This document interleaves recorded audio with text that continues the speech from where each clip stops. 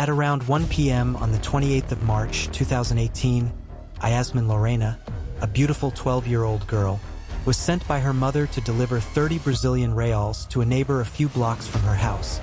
But she never made it to her destination and just vanished.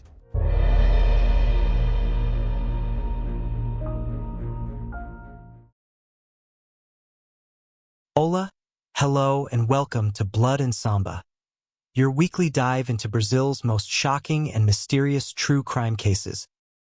Natal, Brazil, a city known for its beautiful beaches and vibrant culture. But in March 2018, the city was shaken by a horrifying case that left an entire neighborhood in shock. This is the story of Iasmin Lorena, a 12-year-old girl whose disappearance and tragic death revealed a predator hiding in plain sight. It was a normal day in the Redinha neighborhood. Iasmin Lorena was sent by her mother to deliver 30 Brazilian reals to a neighbor who lived close by. Without any worry, she went like any other day. She had already made this trajectory.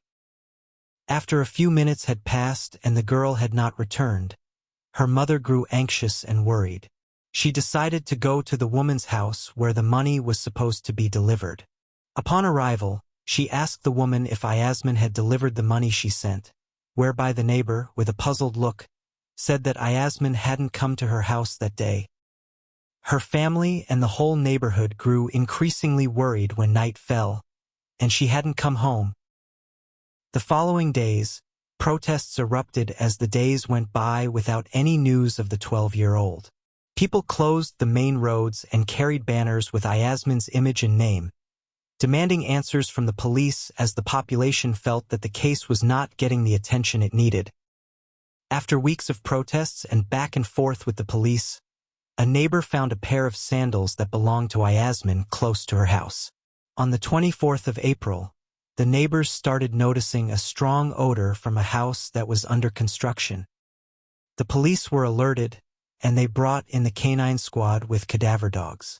At the construction site not far from Iasmin's home, in a shallow grave, the dogs found a body in an advanced state of decomposition. The body was taken for DNA analysis. Even though the parents identified the body as that of their child, it first had to go through DNA tests. On the 25th of April, the first suspect's photo was released.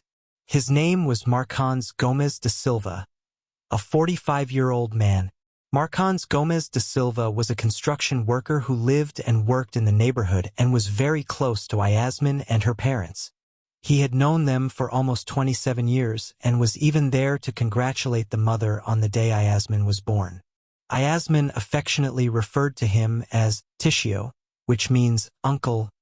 He was responsible for the construction site where the girl's body was found. As soon as Marcos heard that he was a suspect in the case, he vanished into thin air.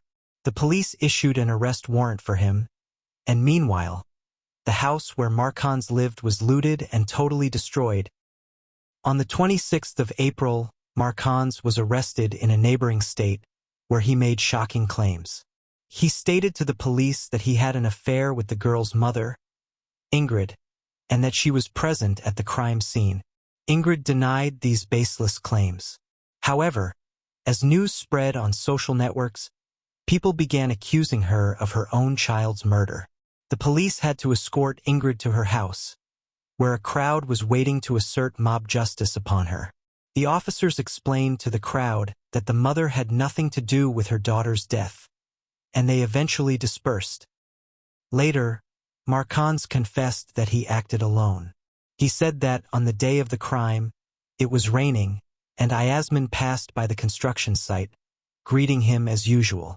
He invited her to wait until the rain passed. During their conversation, Marcos asked if she had a boyfriend. When Iasmin said no, he expressed a desire to have a relationship with her and even asked for a kiss. When she refused and threatened to scream, Marcos panicked. He took a steel cable from a bicycle and strangled Iasmin, then dug a hole, buried her body, and covered it with wood and metal. Throughout the time Iasmin was missing, Marcos participated in searches and even asked his son to help look for her. He attended vigils and prayers held in her honor, masking his guilt. On the 19th of June, Marcans was convicted of first-degree murder and concealment of a corpse. Despite his confession, he pleaded not guilty. Marcans Gomes de Silva was sentenced to 31 years in prison without parole. Iasmin was laid to rest with a beautiful ceremony attended by loved ones. The story of Iasmin Lorena is a painful reminder of the vulnerability of children and the devastating consequences of misplaced trust.